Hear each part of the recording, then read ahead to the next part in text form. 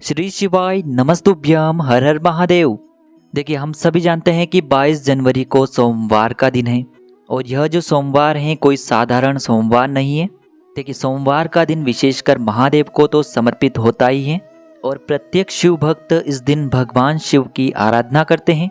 और इस दिन दूसरा महासंयोग बन रहा है जो कि है अयोध्या में श्री राम लला की प्राण प्रतिष्ठा।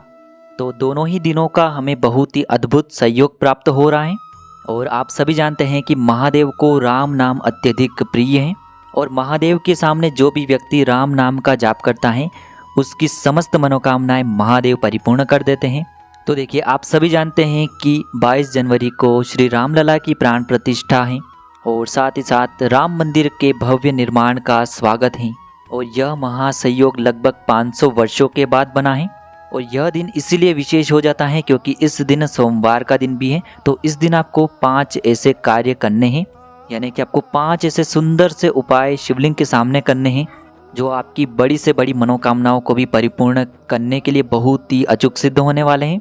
देखिए, यदि आपकी मनोकामना चाहे धन से जुड़ी हो, व्यापार से जुड़ी हो या फिर आपकी नौकरी से जुड़ी हो, घर में किसी भी प्रकार के ग्रह क्लेशों से जुड़ी हो, तो इन सभी प्रकार की मनोकामनाओं को परिपूर्ण करने के लिए आज के इस वीडियो में हम आपको 22 जनवरी यानी कि सोमवार के दिन भगवान श्री राम की प्राण प्रतिष्ठा के दिन हम आपको 5 सुंदर से उपाय बताने वाले हैं जो कि आपको शिवलिंग के सामने करने हैं। आपके जीवन की सारी समस्याएं दूर होगी और जीवन की जो बड़ी से बड़ी मनोकामना है वह भी परिपूर्ण होगी। तो देखिए दोस्तों, आज के जो ये सभी उपाय हैं पूज्य गुरुदेव की ही कथा को सुन करके और समझ करके ही आपको समझाने का पूरा प्रयास करेंगे। लेकिन उससे पहले वीडियो को लाइक कर दीजिए और चैनल को सब्सक्राइब करके कमेंट में श्री शिवाय नमस्तुभ्यम या फिर जय श्री राम जरूर लिखें। देखिए, पूज्य गुरु जी ने बताया है कि यह जो उपाय है प्रत्येक शिव भक्त को और प्रत्येक राम भक्त को इस दिन अवश्य ही करने चाहिए। तो देखिए, इन उपायों के माध्यम से आपके जीवन के समस्त दुख और कष्ट तो दूर होते ही हैं और यदि राम का नाम शिवलिंग पर चढ़ा दिया जाए तो महादेव आपके जीवन के सारे संकटों को दूर कर देते हैं। देखिए दोस्तों, सबसे पहला उपाय, इस उपाय को करने के लिए सबसे पहले तो आपको एक तांबे के पात्र के अंदर शुद्ध जल लेना होगा अपने घर से। इसी के साथ में आपको थोड़ा सा पीला चंदन लेना होगा। पीला चंदन यदि आपके पास नहीं है तो आप सफ़ेद चंदन भी ले सकते हैं। सफ़ेद चंदन भी नहीं है तो यदि आपके पास अष्टगंध के रूप में चंदन है तो उसे भी आप ले सकते हैं। अब देखिए दोस्तों, इन सभी सामग्रियों को लेकर के सबसे पहले तो आपको भगवान शिव के मंदिर में पहुंचना है। आपके नज़दीक जो भी शिव मंदिर है वहां पर आपको इन सभी सामग्रियों को 22 जनवरी को सोमवार के दिन लेकर के पहुँचना है और यह उपाय आप सुबह से लेकर के शाम तक किसी भी समय में कर सकते हैं। देखिए दोस्तों, मंदिर पहुँचने के बाद सबसे पहले तो आपके पास जो 1 लोटा जल है उसे आपको धीरे धीरे शिवलिंग पर अर्पित कर देना है श्री शिवाय नमस्तुभ्यम इस मंत्र का जाप करते हुए। अब देखिए दोस्तों, आप जो पीला चंदन लेकर के आए थे उसमें आपको थोड़ा सा जल डाल करके उसे गीला करना है। अब देखिए, इस चंदन को आपको आप जिन 3 उंगलियों से त्रिपुंड का निर्माण करते हैं उनमें लेना है। सामने आपको स्क्रीन पर दिखाया जा रहा है। इसी प्रकार से आपको इस चंदन को तीनों उंगलियों में लेना है और इन तीनों उंगलियों से आपको चंदन से राम लिखना है, यानी कि शिवलिंग पर आपको राम लिखना है। और राम लिखने के बाद आपको महादेव से आपके मन की जो भी अधूरी मनोकामनाएं उन्हें परिपूर्ण करने के लिए प्रार्थना कर लेनी है। तो इस प्रकार से मनोकामना पूर्ति के लिए आप यह पहला उपाय कर सकते हैं। अब हम जानते हैं दूसरे उपाय के बारे में। देखिए, इस उपाय के लिए भी आपको 1 लोटा शुद्ध जल लेना होगा तांबे के पात्र के अंदर। इसी के साथ में आपको एक प्यारी सी और सुंदर सी बेलपत्र लेनी है। पूज्य गुरु जी अपनी प्रत्येक कथा में बताते हैं कि बेलपत्र यदि आपके पास उपलब्ध नहीं है तो आप भगवान शिव के शिवलिंग पर जो बेलपत्र चढ़ी हुई होती है उसे पुनः शुद्ध जल से धोकर के उसका उपयोग कर सकते हैं। तो इस प्रकार से आपको एक प्यारी सी बेलपत्र ले लेनी है। इसी के साथ में आपको थोड़ा सा पीला चंदन लेना है। अब देखिए दोस्तों, सबसे पहले तो इन सभी सामग्रियों को आपको भगवान शिव के मंदिर में लेकर के पहुँचना है।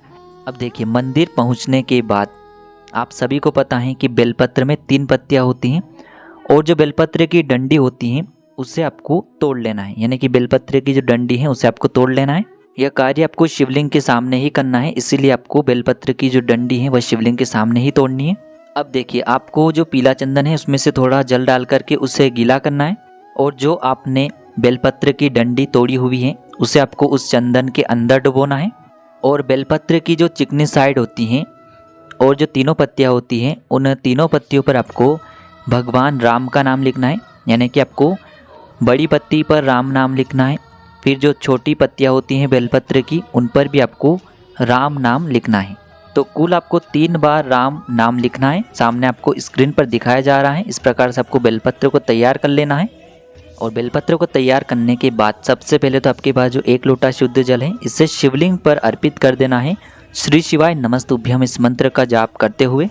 अब देखिए दोस्तों, इस बेलपत्री को आपको अपने सीधे हाथ में रखना है और महादेव से आपकी जो भी मनोकामनाएं अधूरी है, परिपूर्ण नहीं हो पाई हैं, तो उन्हें परिपूर्ण करने की प्रार्थना करते हुए ये जो बेलपत्र हैं इसे शिवलिंग पर आपको अर्पित कर देनी है। देखिए, बेलपत्र की चिकनी साइड पर जिस भाग पर आपने राम लिखा है वह शिवलिंग से स्पर्श होना चाहिए। इसी प्रकार से आपको ये बेलपत्र अर्पित करनी है। देखिए, पूज्य गुरुजी ने बताया है कि राम नाम व्यक्ति को भव सागर से पार करा देता है और जो भी व्यक्ति राम नाम का यह उपाय करता है तो उसके जीवन की बड़ी से बड़ी मनोकामना भी महादेव की कृपा से परिपूर्ण हो जाती हैं। तो इस प्रकार से आपको दूसरा उपाय करना है। अब दोस्तों हम जान लेते हैं तीसरे उपाय के बारे में। देखिए दोस्तों, यह उपाय बहुत ही प्यारा सा है और इस उपाय के लिए हमें कम से कम 11 बेलपत्रों की ज़रूरत पड़ेगी। इसी के साथ आप 21, 51 या फिर 108 बेलपत्र भी ले सकते हैं, पर कम से कम हमें 11 बेलपत्र लेने होंगे। यदि आपको बेलपत्र नहीं मिल पाते हैं तो आप शिवलिंग पर चढ़ी हुई बेलपत्र को पुनः शुद्ध जल से धोकर के उपयोग कर सकते हैं। तो इस प्रकार से आपको 11 बेलपत्र ले लेनी है और इसी के साथ में आपको 1 चम्मच पीला चंदन भी लेना है और साथ में आपको एक तांबे के पात्र के अंदर शुद्ध जल लेना है। देखिए, सबसे पहले तो आपको अपने घर पर ही चंदन के अंदर थोड़ा सा जल डाल करके गीला करके प्रत्येक बेलपत्र की जो पत्ती होती है चिकनी साइड उस पर आपको राम नाम लिखना है। यानी कि आपने 11 बेलपत्र लिए हैं तो 11 बेलपत्रों की तीनों ही पत्तियों पर आपको राम नाम लिख देना है। उसके बाद आपको इन 11 बेलपत्रों की एक माला बनानी है, यानी कि डंडी की वहाँ से आपको प्रत्येक बेलपत्रों को जोड़ते हुए एक माला बनानी है। अब देखिए, यह जो माला है आपको भगवान शिव के मंदिर में लेकर के जानी है। शाम के समय यानी कि प्रदोष काल के समय में आपको इस माला को लेकर के जाना है। और यदि आपके वहाँ पर प्रदोष काल में जल अर्पित करने दिया जाता है तो सबसे पहले तो आपको जल अर्पित कर देना है श्री शिवाय नमस्तुभ्यम इस मंत्र का जाप करते हुए। और उसके बाद आपको ये जो माला है, आपने राम नाम की माला तैयार की है बेलपत्र से, इसे शिवलिंग पर अर्पित करनी है।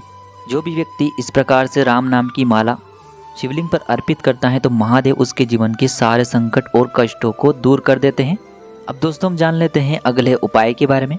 देखिए, इस दिन है राम मंदिर की प्राण प्रतिष्ठा का बहुत ही पवित्र दिन और साथ ही साथ है सोमवार का दिन। तो सोमवार के दिन हमें विशेषकर दीपक का उपाय तो करना ही चाहिए, लेकिन इस दिन हमें दीपावली मनानी है। तो आपको इस दिन कम से कम 5 दीपक तैयार करने हैं। आप चाहे तो 7 दीपक भी तैयार कर सकते हैं, 11 दीपक भी तैयार कर सकते हैं, लेकिन आपको 5 दीपक तो तैयार करने ही है।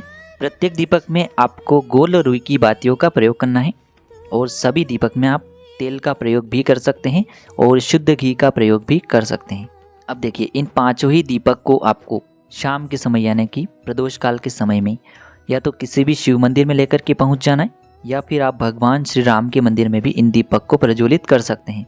जो भी व्यक्ति इस दिन इस प्रकार से दीपक का दीपदान करता है, दीपावली मनाता है, महादेव उसके जीवन में जितने भी संकट हैं, अंधकार हैं, उन सभी को दूर कर देते हैं। तो आपको यह दीपक वाला कार्य भी अवश्य ही करना है। देखिए, यदि आपके पास 11 बेलपत्र उपलब्ध नहीं हो पाते हैं और आप 11 बेलपत्र की माला तैयार नहीं कर पाते हैं तो यदि आपके पास आंकड़े का जो वृक्ष है और उसकी जो पत्तियां हैं उन्हें आपको 11 पत्तियां तोड़ लेनी है और आंकड़े की पत्तियों की माला भी आप शिवलिंग पर अर्पित कर सकते हैं यदि आपके पास बेलपत्र उपलब्ध नहीं है तो। अब दोस्तों, 5वां जो उपाय है यह उपाय नहीं है, केवल एक कार्य है जो आपको करना है। इस दिन प्रत्येक शिव भक्त को, प्रत्येक राम भक्त को एक बार राम स्तुति का पाठ अवश्य करना चाहिए। सामने आपको स्क्रीन पर दिख जाएगा या फिर आपको ऑनलाइन। तो इस प्रकार से आपको एक बार राम स्तुति का पाठ अवश्य करना है और इसी के साथ हमें इस दिन राम ज्योति को भी अवश्य ही जलाना है। तो दोस्तों, इस प्रकार से आज के इस वीडियो में हमने आपको 22 जनवरी को श्री राम लला की प्राण प्रतिष्ठा पर किए जाने वाले कुछ चमत्कारिक उपाय बताने का प्रयास किया है। यदि आपको उपाय अच्छे लगे हैं तो वीडियो को लाइक करके, चैनल को सब्सक्राइब करके, कमेंट में एक बार जय श्री राम जरूर लिखें।